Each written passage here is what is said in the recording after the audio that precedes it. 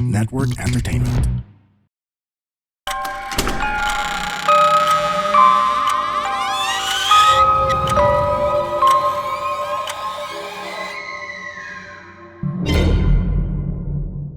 Welcome sa panibagong episode ng The Red Door Podcast PH. At Wednesday na naman. So, pag Wednesday, tayo ay nagbabasa ng mga submitted stories na part ng ating pa-contest. At syempre, kasama natin ngayon dito si Direk Luna Wow, Holgado. kompleto. Yes, correct. Kahit na mauuna tong episode na to. Oo. Talaga ba? Mauna Oo, to? una to Wednesday, Sabado. Siya ang ating guest reader for today. So, Ay, oo nga pala, parang baliktad. Kasi kung una tong lalabas, hindi pa kilala ng mga manonood sa atin kung sino nga ba si Direk Luna Holgado. Kung gusto nyo siya makilala, panoorin yung next episode. Yeah. Baliktad Next Pero short introduction. Hi, ano ba ang tawag niyo sa mga viewers niyo? Wala. Hello, wala? Hello sa inyo. Ako nga pala si Direk Luna Holgado. I'm an aspiring writer and director. Pero dahil nga sobrang busy ko, hindi na ako nakakapag-direct. So parang naisip ko, magde-direct pa rin ako ng buhay ko. Ganun. Yes. Horror content creator din si Luna Holgado. Meron siyang segment na kung tawagin ay Stories Sent At 3 a.m. at 3 a.m. At syempre, sige, tuloy mo. Kung gusto nyo siyang i-follow sa mga social media accounts niya, makikita nyo dyan sa my description. Yes, tama. At syempre, nagpa-part-time lang siya na content creator kasi makikita nyo siya lagi sa mga concert ng ITZY. So, ito, si Ryujin to. Kung kilala nyo. Anong Nai-ano apelido? mo pa talaga? Ryujin? Domingo. Sige na nga, tatanggapin. Pero Hindi. pag nakikita ko yung Risto sa camera, kamukha niya si Ryujin. Hilot na hilot na naman siya. Hilot na hilot siya. Paps, eto, kwento, real talk to kanina. Sabi ko, kasi pagpunta ko, nung wala ka pa, pagpunta ko dun sa may isang room, nakita ko si Sam YG. May shoot sila si Sam Yaz. Hindi, si Sam YG. Sabi ko kay Luna, gusto mo bang ma-meet si Sam YG? Sabi niya, sige. Tapos, pagdating doon, nandun din pala si DJ Chacha. Nagulat siya, picture sila. Alam mo kung ano sinabi sa kanya ni DJ Chacha? Hindi, sige.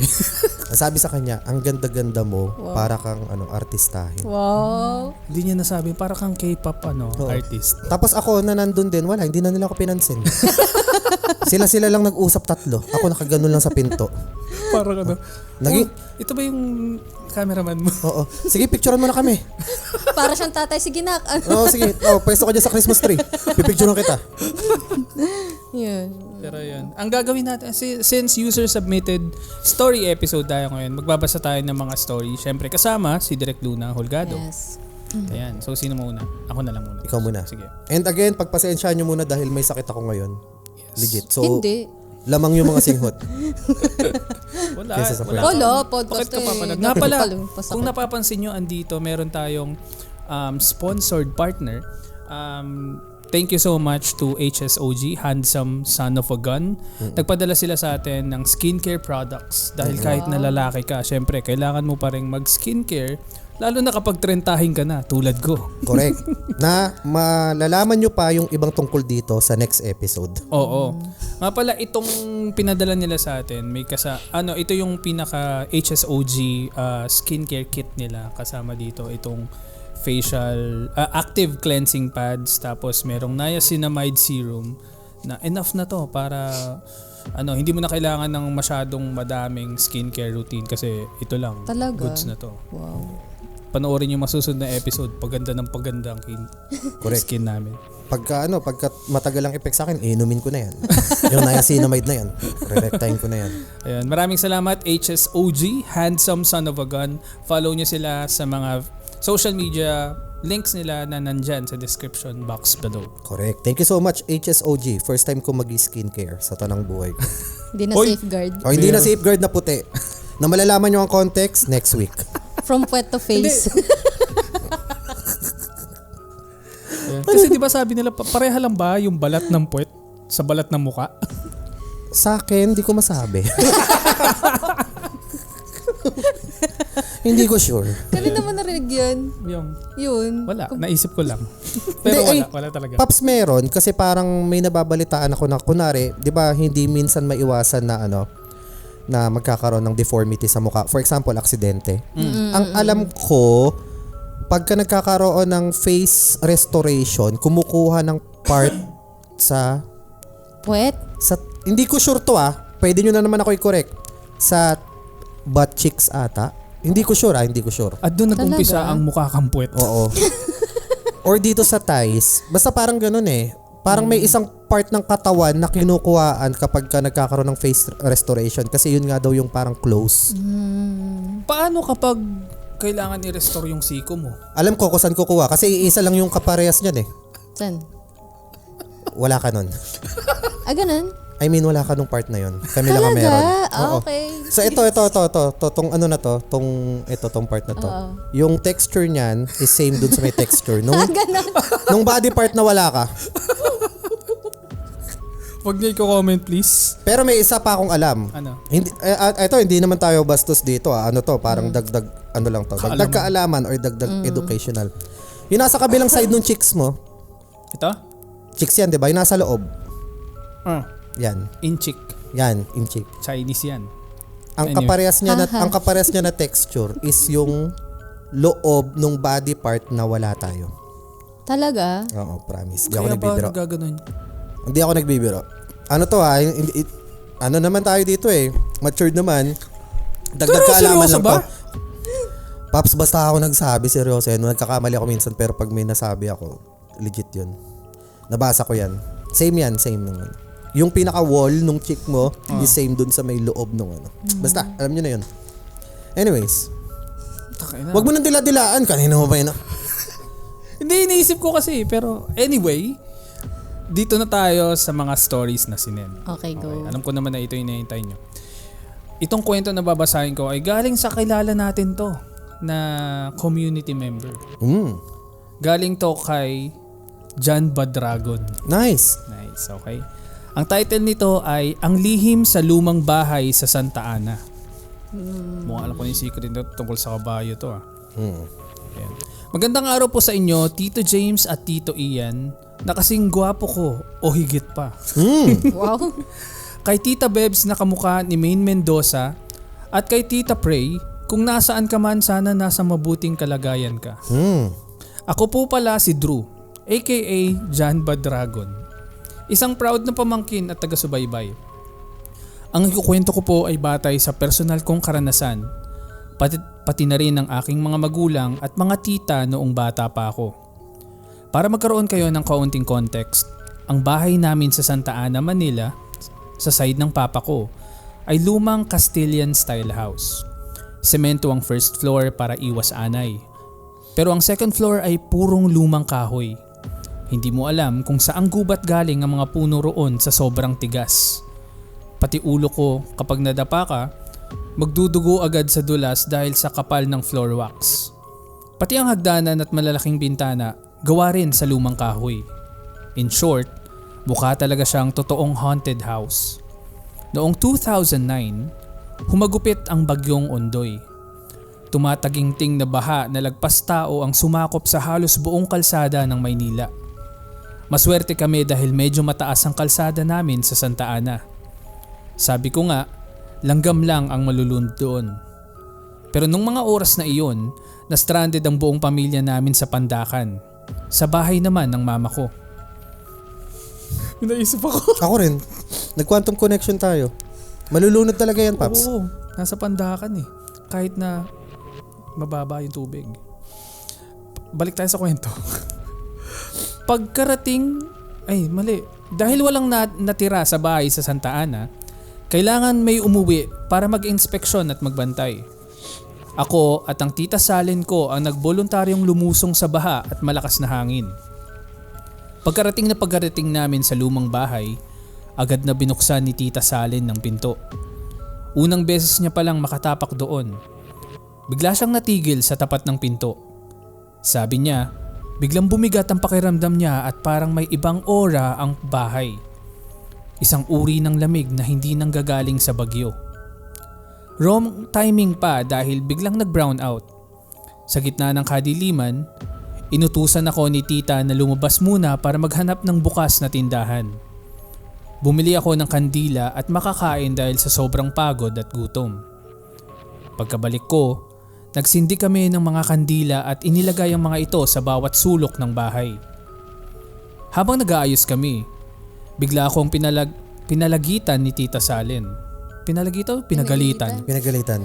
Oh man. Bigla akong pinagalitan ni Tita Salen. Drew, wag kang sit-sit ng sit-sit dyan. Sabi niya. Pagtatanggol ko naman, Tita, hindi ako yun. Baka hangin lang sa labas. Binutukan pa nga ako dahil ayaw niyang maniwala. Pero sa totoo lang, kahit ako ay nagsimula ng matakot. Umakyat kami sa ikalawang palapag para kumain. Habang nakaupo kami sa dilim na kinakain lang ng maliit na liwanag ng kandila, biglang napatitig si Tita sa malaking bintanang kahoy. Drew, may mga anino sa labas ng bintana. Parang may naglalakad at dumadaan-daan. Bulong niya na may halong kaba. Kinabahan ako ng matindi.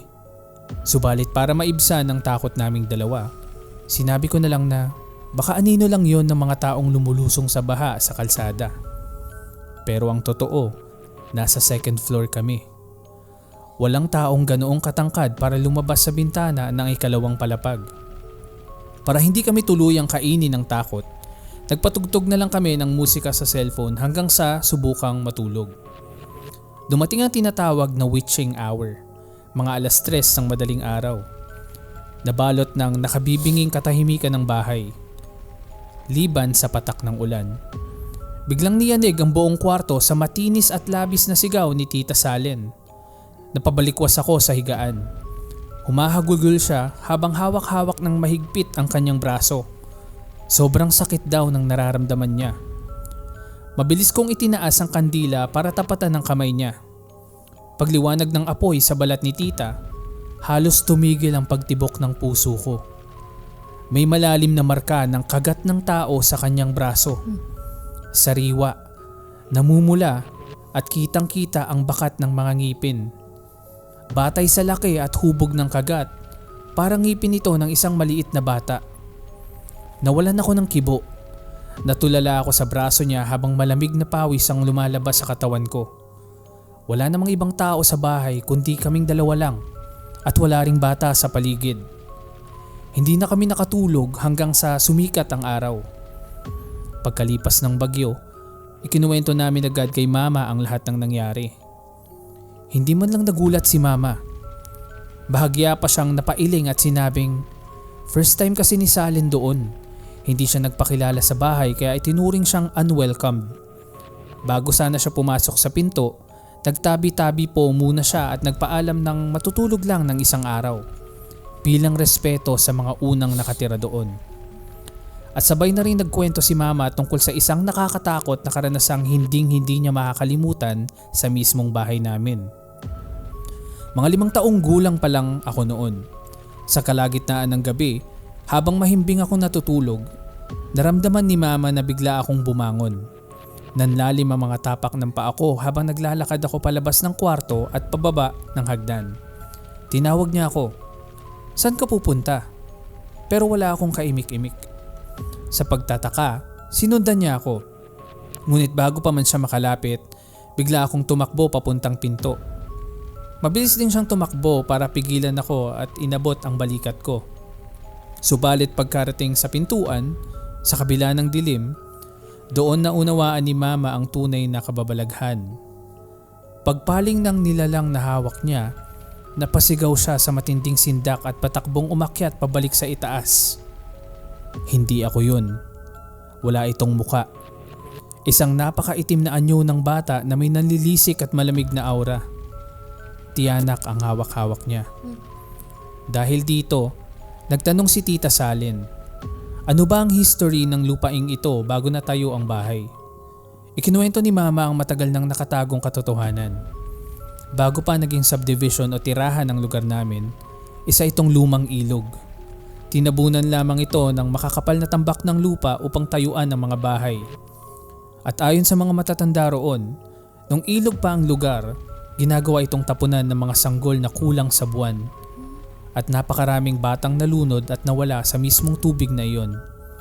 Kaya pala napakataas ng pwesto ng bahay namin at hindi binabaha kahit bumagyo. Itinayo ito sa ibabaw ng napakaraming baunang lupa at mga nakalimutang kaluluwa.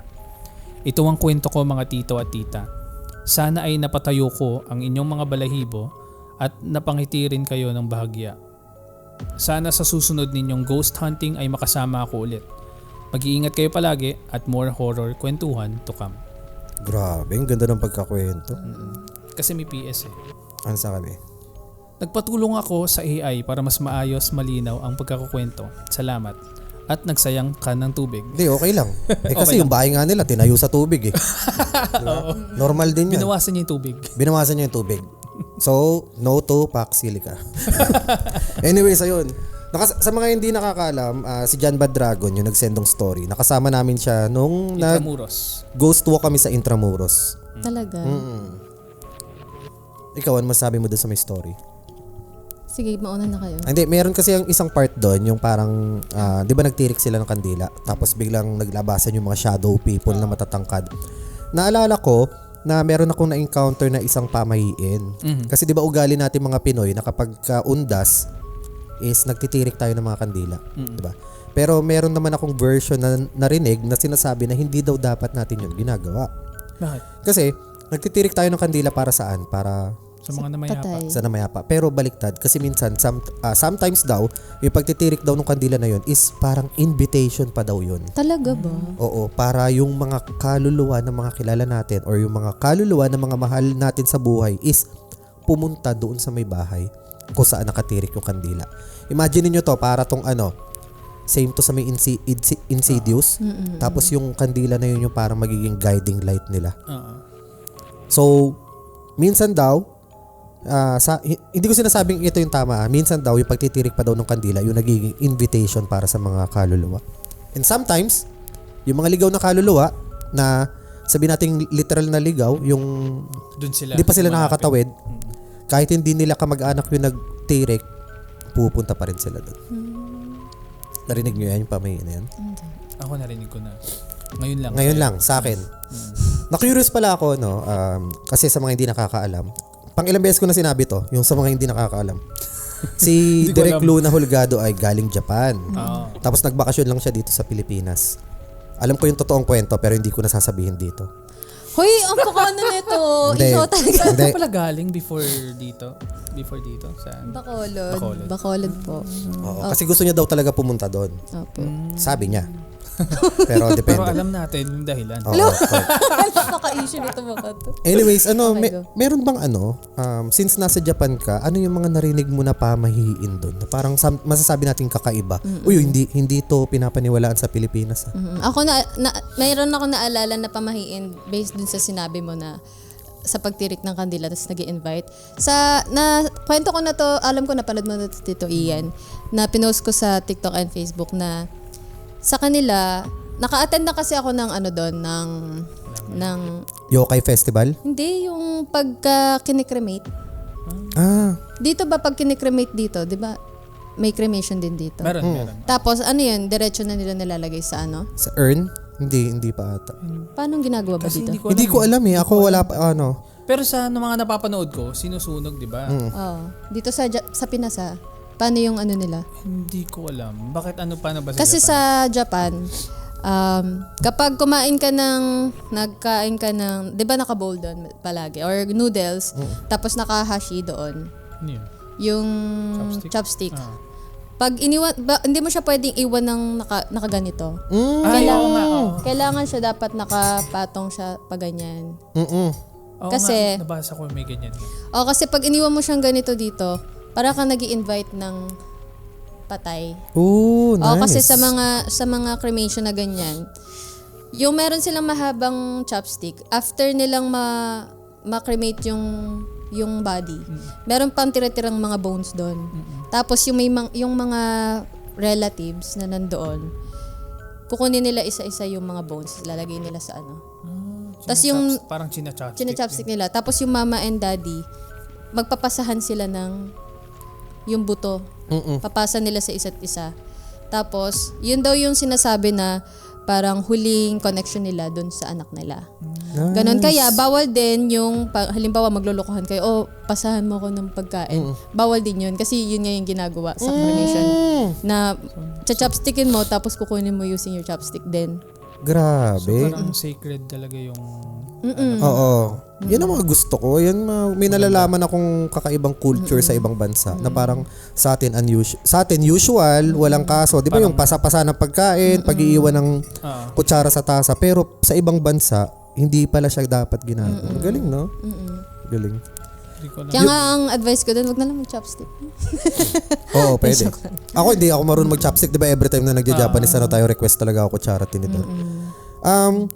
Ano naman sa mga ito naman, share ko lang, naalala ko lang bigla. Alam mo yung last piece sa pagkain? Shy piece? Oo, shy piece or last piece. Alam mo yun? Yung kunwari, sabi natin... Nagkakahiyaan, di ba? Akala ko sa atin lang yan. Talaga? Hindi, saan din pala? Meron sa Indonesia. Awe? Oo. Pero sa Indonesia, talagang sinasadya nilang itira. Kasi para yun sa ghost. Kumbaga, di ba sa atin, pag tatagay tayo, kunwari, nagiinuman tayo, di ba? May tagay para sa demonyo daw. Pero oo, sa umpisa. Yung akala unang ko shot. kasi yun lang nila kasi daw, parang hindi ko alam. Iba yung isip ko dun eh. Ay, hindi. Hindi. May scientific reason daw kung bakit. yun Kasi yung umaangat alam ko. daw yung ano eh. Oo, yun yung parang spirito sabi ng nating alak. nakakalasing. Pero yung iba sabi na tagay para sa demonyo. Pero hindi naman talaga literal na tagay para sa demonyo. Siyempre, ano tayo eh. Way back, hindi naman tayo Catholic. Mga ano tayo? Ano tawag tayo? Pagan. Oo. Normal para sa ating mga Pilipino na mag-offer ng something sa mga bathala natin, sa mga nature, di ba? Kaya yon pag nagiinuman din, ang unang parang nabibigyan ng alak dapat is yung paligid. Kaya nagtatapon ng ano. Pero yung iba tinatawag na tagay para sa demonyo. Pero hindi talaga siya offer para sa demonyo.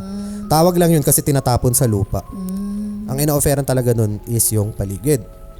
Ngayon, sa Indonesia, parang ganun din, Paps. Kumbaga yung shy piece o yung last piece is para sa ano? God nila. Hindi naman sa God, yung kung sino man yung nasa paligid. Oo. May nakita kasi akong commercial niyan, Paps, Indonesian. Parang kumakain sila. Tapos, kumakain sila, di ba? Ang shot is nasa lamesa. Tapos, ang daming kamay na kumukuha ng pagkain. Tapos, may natirang shy piece.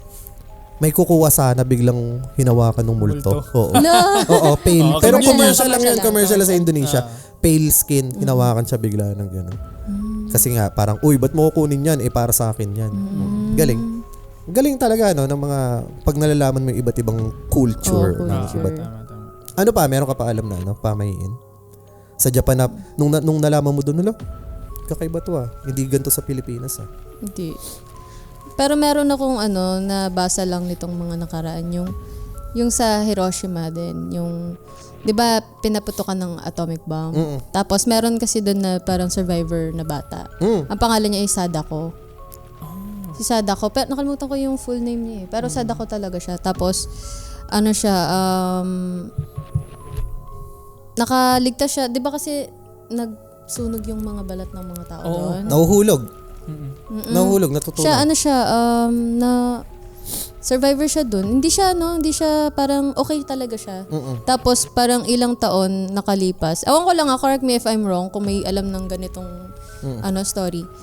Nagkaroon siya ng leukemia, tapos wala pang sakit nun. Tapos sabi nila, yung origami, sabi sa kanila, mag-create ka daw ng origami na 1,000. Oo. Tapos matutupad daw yung wish mo. Correct yan, 1,000 paper cranes. Hindi yan natapos eh. Oo, hindi natapos. Namatay siya, di ba? Oo, namatay siya. Tapos parang sinasabi na yung ibang mga tao nagagawa pa rin ng paper crane. Para tapos sa kanya. nilalagay doon sa may hospital. May rebulto siya, di ba? Oo, meron. May mga paper cranes. Sadako yung pangalan niya. Sadako yung name niya. Paps, kasi di ba sa Japan parang ugali nila yan na magkaroon ng isang in memory na rebulto. Si Hachiko. Si Hachiko. Meron. Yun, yung Si Sadako. Si Sadako na may mga paper cranes. Tapos yung mga One Piece characters, nagkakaroon ng rebulto kung saan yung lugar na kunwari saan sila nakatira. Parang alam ko saan napupunta. Saan? May rebulto din tayo dito, bago. Ay gagi. Hindi. Nakalimutan ko na yan. Ang isisingit ko, yung about dun sa may 1,000 paper cranes. Siya yung pinagbasihan ng isa sa mga kalaban sa Flame of Recca. Sino? Yung may sakit, yung nasa ospital, tapos may benda. Talaga siya? Tapos ang parang pinaka-power niya, 1,000 tagak. Oo nga, no. Tagak is crane. Tagak is crane. Di ba lalabas yung mga paper cranes, 1,000 tagak? Oo nga, no. Ang galing Oo, kasi tapos natalo lang siya ni Nadare kasi pinagsusunog yung mga 1,000 tagak. Pag Japanese ang usapan, nako. Charot lang. Yari, nadari. Di alam mo din yung Okiku Dal. Oo, Kiko Dal. Yung tinutubuan ng human hair. Oo. Di ba? Galing, dami niyong alam, no? Oo, kasi maano talaga ako sa Japan. Favorite ko talaga yung mga Japan. Kaya nga parang ang natutuwa ako pag may naririnig akong something na bago. Katulad nung shinare mo kanina yung Oo, about sa may yung sa pagkain. chopstick sa buto. Ano pa? Meron ka pang ano? Wala na akong maalala. Wala na? Pero siguro, Yun dun nga sa... Sige, isa ka na. Yun dun nga sa may Hiroshima bombing, naalala ko lang, kwento ko lang. Di ba yung kinuwento ko sa'yo na ano? Yung may nakakita nung akala na ano? Paano picturean yun? May picture ata yun. Yung ano? Na parang yung may kumalat muna na picture ng mga bata na yung parang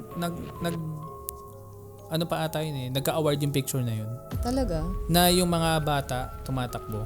Pero may kwento ka about dun sa picture na yun. Hindi. Hindi ba? Ngayon ko lang maririnig about sa picture. Ang Hindi, alam yung ko, picture na yun, Paps, parang ano siya, yung mga after nung nangyari. aftermath. Aftermath. Okay. Yung sa'yo, na connected dun sa kwento Oo. mo. Yung Pero sa akin- sa'yo, sobrang disturbing. Oo, yung sa akin ang kwento ko, ano to, galing din to sa isang survivor na nakita niya na parang akala niya damit. Akala niya wasak-wasak yung damit. Kasi malapit dun sa may Nasabugan, vicinity, nasabugan. Yung pala, na yun, balat niya na. Nahuhulog. Natatanggal daw yung balat na parang damit na gutay-gutay. May picture nga rin ng iwan yung anino eh. Oo. Oo, Diba? narinig ko yan. Oo. Sa sobrang lakas ng impact. Kaya dito pumasok yung sinasabi nila na hindi ko naman sinasabing ginugusto natin or ginugusto ko na mangyari to. Sana hindi na talaga ito maulit pa. Pero parang merong isang saying na if ever man na maulit yan, i-wish mo na lang, Paps, na nandun ka on the spot. Saan? Nung kung saan Sa tumama yung pagtatama. bomba. Kesa dun sa Yung inabutan shockwave ka lang lang. nung shockwave ng impact. Kasi habang buhay kang ng radiation, dahan-dahan niyang sisirain yung cells mo. Kaya ayun, ganun yung nangyari dun sa kay Sadako. No? Grabe. Sadako? Sakto undas yung kaninang topic, no? Sad, no? Oo. Pero ito, mukhang di naman siya sad eh. Lalo na yung sa trip niya. Oo. Happy. Bakit siya happy? Happy ka? Happy. Bakit siya happy? Bakit? Sa ano ba ang Bacolod? Happy City City, of- of Smiles. City of Smiles. Normal na maging happy siya. Anyways, ayun na. Sina? Ikaw na. Ako na? Sige.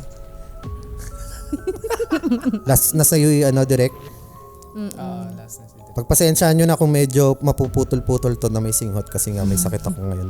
Pinilit ko lang para sa inyo. Uhugin siya ngayon. Kaya sa mga nakikinig, tumatanggap ako ng pambili ng gamot.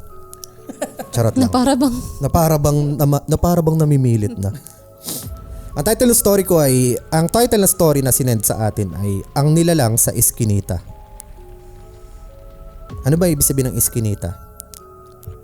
Masikip na pathway, di ba? Daanan. Sa Japan pala, may mga eskinita din. Pero malinis, no? malinis talaga. Totoo ba yung nabasa ko about doon na yung mga kanal sa Japan is may Doon buhay sila na isda? doon nga nangingisda yung iba eh. Oo. Sobrang linis, di ba, Paps? Yung iba parang aquarium pag tinignan mo, may mga koi fish. Oo, yun nga. Pero yung koi is, hindi yan Japanese na isda. Ano? Pilipino yan na isda. Talaga? Oo, koi. Kasi may kanta na, Koi Isang Pinoy. Anyways, eto na. Seryoso na ako. Bigla ko lang naisip. Hello po mga tito. I'm back with my second entry. May previous na ako na sinend about sa scary experience ko sa isang mall. This time naman po, about naman sa nilalang sa Eskinita. Nangyari ito last year lang, 2025. Pauwi na ako galing work. Mga past 7 p.m. Before mag 8 p.m. yung oras. So, somewhere in between. Maaga pa kung tutuusin para sa kakripihan. Pero, umuulan din kasi ng mahina nung gabing iyon. Kaya iba pa rin ang atmosphere habang naglalakad. Pagbaba ko ng Egypt, ang layo, Paps. Galing Egypt. Ang layo na to, Cairo. Fuck, Cairo. Joke lang, hindi. May pyramid dyan. Egypt as in electronic jeep. Nga pala may Egypt nga pala dito. Nagulat ka rin? Akala mo rin galing Egypt. Hindi naman. May mga pagkababa ko ng Egypt, may mga 5 minutong lakad pa ako pauwi dahil nasa inner street ang bahay namin. May shortcut akong dinadaanan na 2 magkasunod na eskinita. To describe yung alley, hindi makitid. May mga poste ng ilaw pero hindi ganoon kaliwanag. at may mga ligaw na halaman din sa gilid ng daan. Dahil medyo madilim ang daanan, lagi akong may dalang flashlight para mailawan ko ang nilalakaran ko. Kaya noong gabing iyon, payong ang hawak ko sa isang kamay at flashlight naman sa kabila. Wala namang kakaiba sa unang iskinita. Tahimik lang, usually lang kagaya ng nakasanayan ko. Pero pagdating ko sa pangalawang iskinita, ayan na. Doon na nagsimula ang isang bagay na hanggang ngayon ay hindi ko pa rin maipaliwanag. Medyo malayo pa ako nang maitama ng ilaw ng flashlight ko ang gilid ng mga halamang tumutubo sa tabi ng daan. Bigla akong may napansin na gumalaw. Nang matamaan ng ilaw ng flashlight, parang nagulat din siya. Parang naistorbo.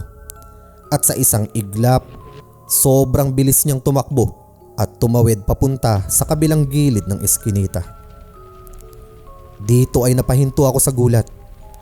Literal na napatigil ako sa paglalakad dahil hindi ko agad na process kung ano yung nakita ko. Hindi ko maipaliwanag ng eksakto kung ano ang itsura niya. Pero ang unang pumasok talaga sa isip ko ay si Dobby, yung house elf sa Harry Potter. Master, please bring your socks. Ano ba yun? Di ba yung parang may medyas yun? Kawawa. Pag yung binigyan kawawa. siya, nung binigyan siya ng socks. Free. Ayun. Dobby is a free elf. Yun. So, ang itsura nung nakita niya is parang payat na nilalang na maliit lang. Na mahaba yung tenga. Mahaba yung tenga, no? Yun daw eh. Ayun, sakto. Ano niya rin pala, kinuwento niya rin pala. Maliit ang katawan, maputla ang itsura, at ang pinakatumatak sa akin, yung malalaki at prominenteng tenga niya. Mabilis lang ang pangyayari. Siguro ilang segundo ko lang siyang nakita bago siya tuluyang mawala sa kabilang bahagi ng eskinita. Mabilis kasi siyang gumalaw.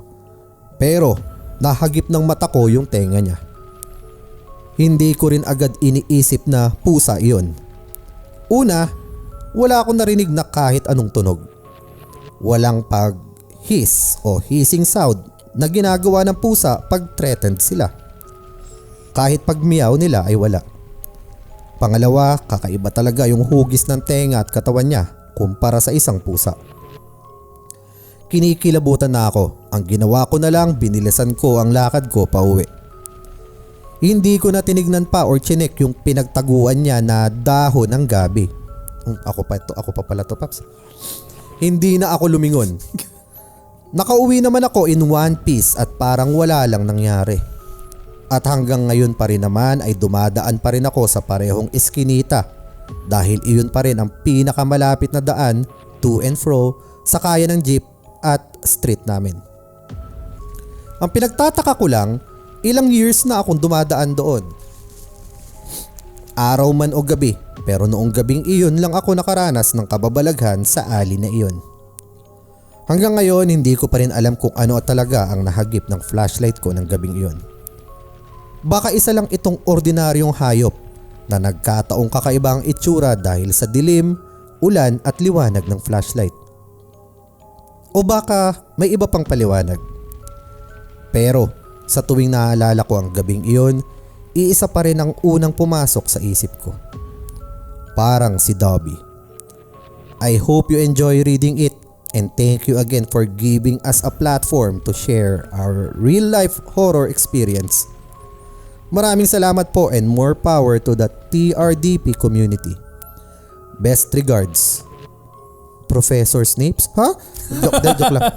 Joke lang. Best regards, Rina. Si Rina ang nag-send. Thank you so much, Rina, sa pag-send ng story. Wow. Kala nyo talaga si Professor Snapes? Ano yun nakita niya? Anong tawag doon? Ano yun? Sa Filipino folklore, anong tawag doon? Maaring pwede natin sabing duwende. Duwende. Hindi naman sigbin yun. Sigbin naka... Gusto ko lang sabihin yung sigbin na word. Ay! Baliktad. Yan ang translation nyo sa Sigbin? Baliktad. Yun yung baliktad, di ba? Oo. Sige nga, kwento mo nga yung bago tayo ulit bumalik dito. Ano yung translation mo sa Sigbin? Ano yung tsura ng Sigbin? Yung nakaganon tapos yung ulo niya. Hindi ko alam. Ganun yung Naka-bending. Di ba may ganun na sinabi si ano dati? Ako yun, Paps. Ikaw ba yun? Yung sa may Antipolo Hills. Oh. Yung sa may antipolo na parang nakikita daw na may naglalakad na taong gano'n. Nabaliktad. Oo. Parang naka-bending. Alam mo yung bending before? Oo. Naka-bending. Tapos yung ulo pabaliktad din, tama? hindi naman. Hindi naman. Parang pag ganun siya. Ay, hindi. Sorry. Pangit. Baliktad pala yung akin. Sa akin, yung nakikita na naglalakad sa may antipolo, nakatuwad. Parang sobrang kuba. Sadak. Sobrang kuba. Tapos dahil hindi siya makakita, yung siwang, yan. Doon siya tumitingin. Doon siya tumitingin sa may siwang, doon So, sa may legs. baliktad, no? Oo, hindi. Ito naman, ang pagkakala mo sa sigbin, naka-bending. Tapos Hindi. naka yung ulo. Di, pero yun ang sigbin kayo, di ba? Sigbend yan eh. Sigbend. Pero yung sa ibang kwento, ang sigbin, yung parang kangaroo-like na aso. Parang aso siya na mukhang kangaroo. Pero di ba kangaroo mahaba din ang tenga? Parang ganyan. Hindi ba? Medyo, kaunti. Hindi. Medyo. Kaya parang, kaya ganun daw ang itsura ng isang sigbin, parang mukha rin siyang aso. Kasi pet daw yan. Parang alaga sila ng mga aswang. Oo. Diba? Oo. Kasi yun daw yung nagbibigay ng swerte. Sabi Mga nga, business. Oo. Yun nga, di ba? Sabi nga daw, meron na di ba pet sila ng aswang. Meron daw ibang mga tao na meron silang sigbin. Na sila may Yung mga kilala akong ganun, mga masaswerteng mga maswerteng sigbin. Ano kaya yun? Ay, kaya pala sinabi na maswerteng sigbin, Paps. Kasi kasi nagdadala ng inaalagaan swerte. sila. Pero marami kasing version talagang sigbin Parang depende sa lugar dito sa Pilipinas. Pero yung pinaka-umuso dati, Luna, hindi ko lang alam kung naabutan mo yun. Yung parang may video na sumikat na nahuli daw na sigbin. Naalala mo ba yun? Meron? Oo, na-upload to sa YouTube. Oo. Tapos yung pala, lang siya, Paps, Malaysian sun bear na wala ng balahibo. Talaga? Oo, merong condition yung Malaysian sun bear na yun na naglagas yung balahibo niya. Tapos syempre, dahil kakaiba yung tsura, parang bear na na walang buhok.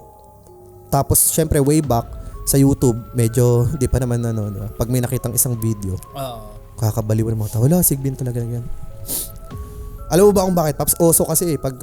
Oso. Oso yun pag ganun.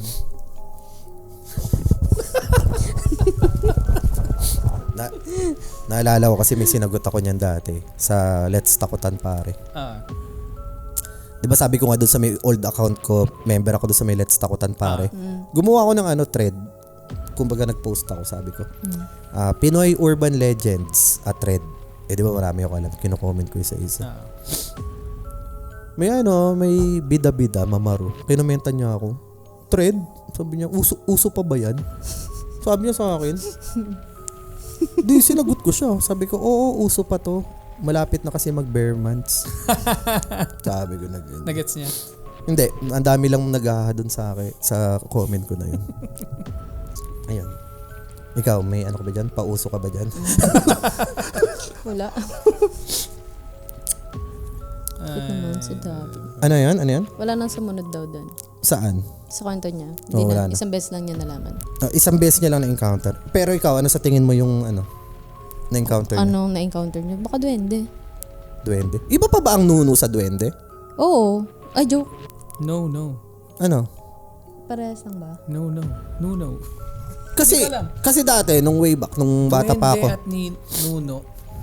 Nuno sa punso, di ba? Iba yung duwende sa nuno sa punso. Parang... Kasi, ano pinagkaiba pala? Duwende. Depende. Hindi ko alam. Ano ba yan? Tapon nyo nga yan. Nuno sa punso, di ba ito yung mga nasa... Kasi way back kasi dati, parang ang ko, nung bata pa ako, ang akala ko, pag elf at saka dwarf, maliit lang. Di ba? Parang yung tipong kasya lang sa may mushroom. Yung elf na alam natin nung medyo lumalaki na tayo, yung sa Lord of the Rings. Oo, nagpalit na. Matatangkad pala na tao na pointy ears. Na sobrang popogi at Oo. gaganda. Tapos ang dwarf yung maliliit. Pero walang elf at dwarf na mga ganong kaliliit. Yung parang pa mga once upon a time. Di ba? Di ba? Dito sa atin, yung duwende at saka yung nuno, ano pinakaiba? Yung duwende kasi, Paps, galing pa sa mga Kastila eh. May duwende rin na nag-i-exist sa mga talaga? Oo. Sa Kastila. Pero kung i-define ko ang itsura ng nuno sa punso, parang ermitanyo na maliit na nakakaup. Na may yan. Okay.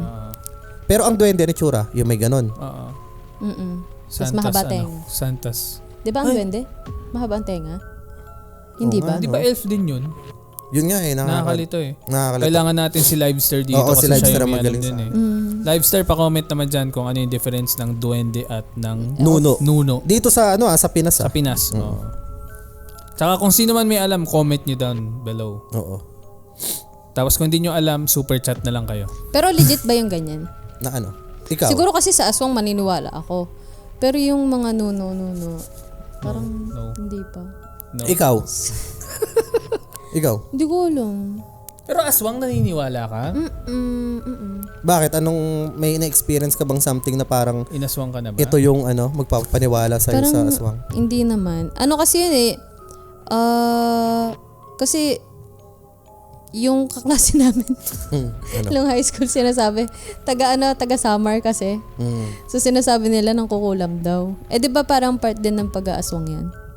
Hindi ba? Okay, hindi. Depende. May mga branch ng aswangology. Hindi ko alam. Pero parang may ganun nga ako narinig, Paps, na na may mga aswang na kayang mangulam.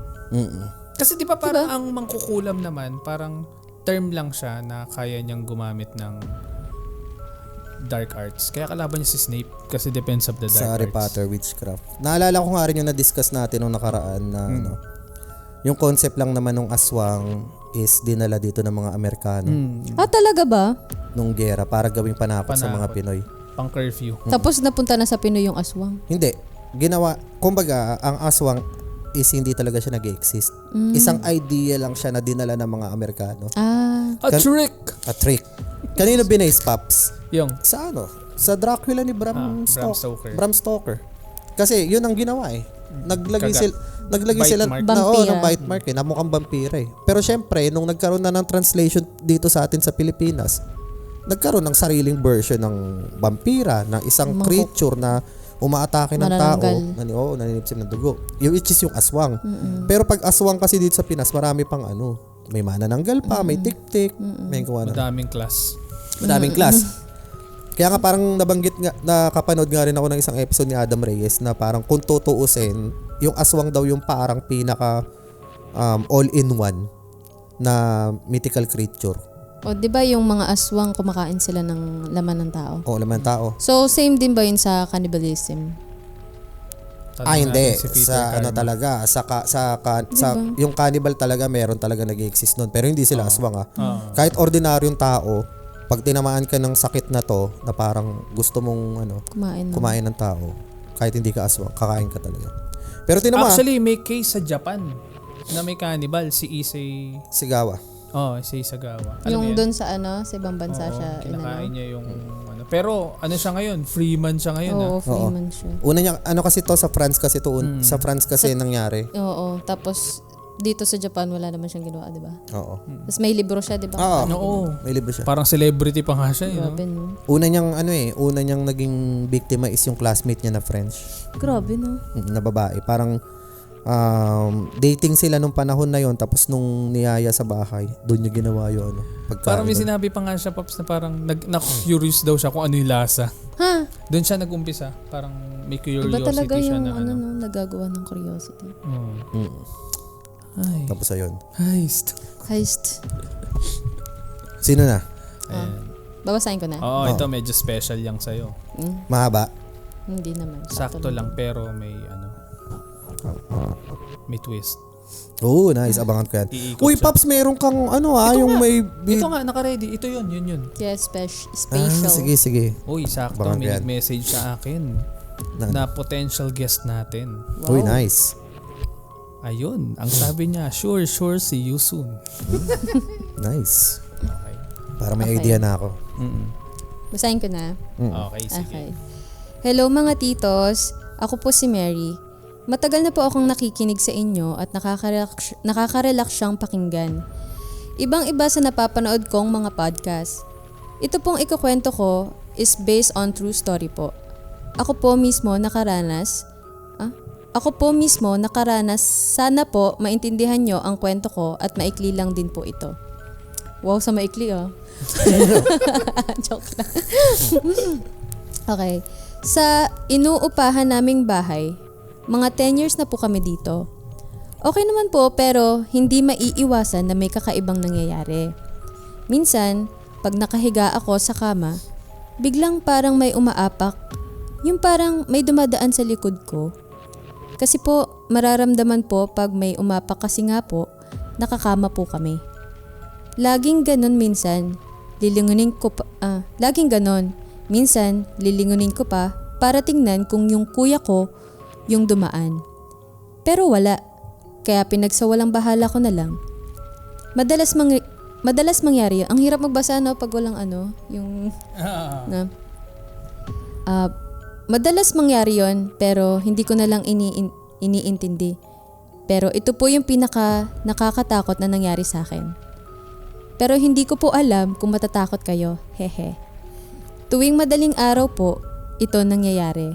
Ang siste pa nito, tulog na po mga tao sa bahay at ako na lang po ang gising. Magkakatabi po kasi kami matulog ng dalawa ko pong kuya sa sala. Tapos po, sa right side po ng sala namin, may salamin po doon. May salamin po at doon ko lagi naririnig yung sit-sit sa madaling araw. Madalas po na may nagsisit-sit sa akin, imagine po madilim po. Tapos nagpo-phone po ako, may maririnig po akong ganun. Tumatakbo na lang po talaga ako sa kwarto po nila mama kasi sobrang creepy. Creepy.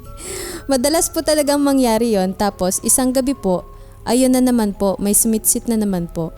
Tapos tumakbo ulit po ako sa kwarto nila mama. Sakto po, lasing si papa.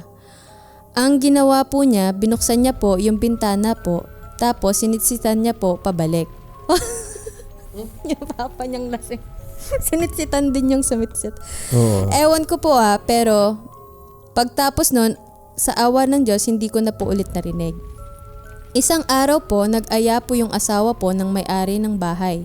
Makipag-inuman po sa akin.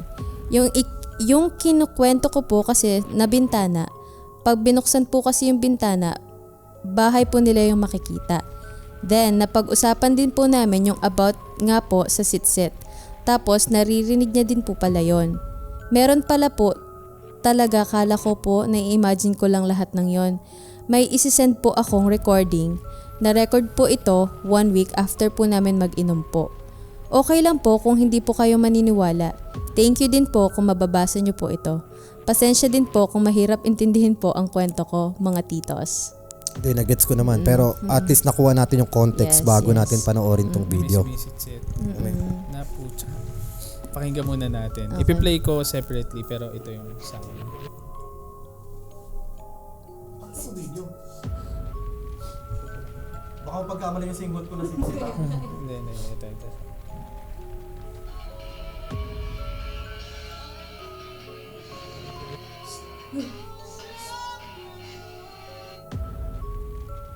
Narinig niyo? Parang screen record to eh.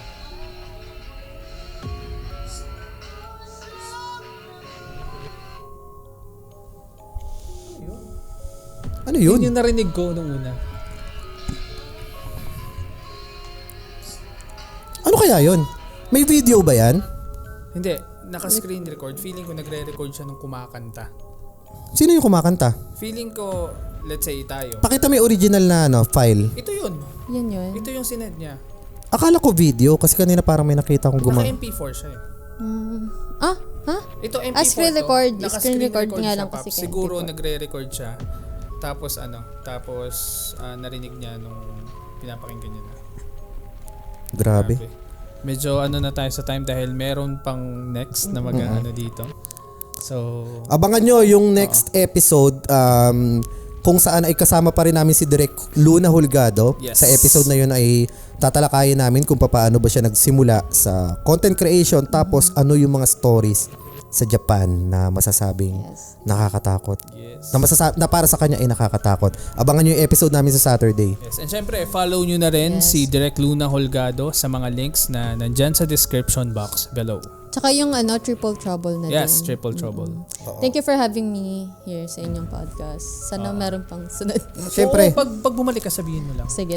Sabihan mo Sana kami. kasama ko na sila Rika tsaka Yes, si correct. Yes, Sama na yung so, Triple Trouble. Triple Kasi Trouble. sakto, tatlo na din din kami. tayo. Feeling ko Ayos. that time, tatlo na Suntukan kami. din. Ano? collab.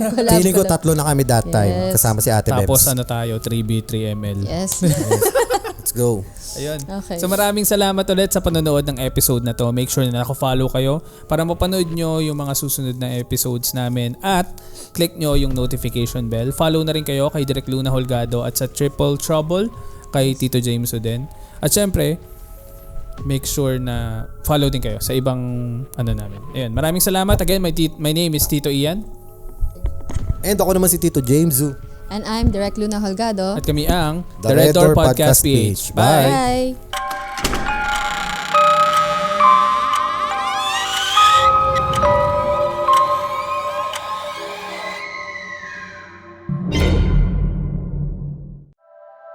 The opinions of podcast creators, hosts, and guests are not necessarily reflective of the official stance of the Pod Network Entertainment, its hosts, or other network programs. The content created by the people behind the podcast is personal and not meant to harm any religion, ethnicity, group, organization, company, or individual.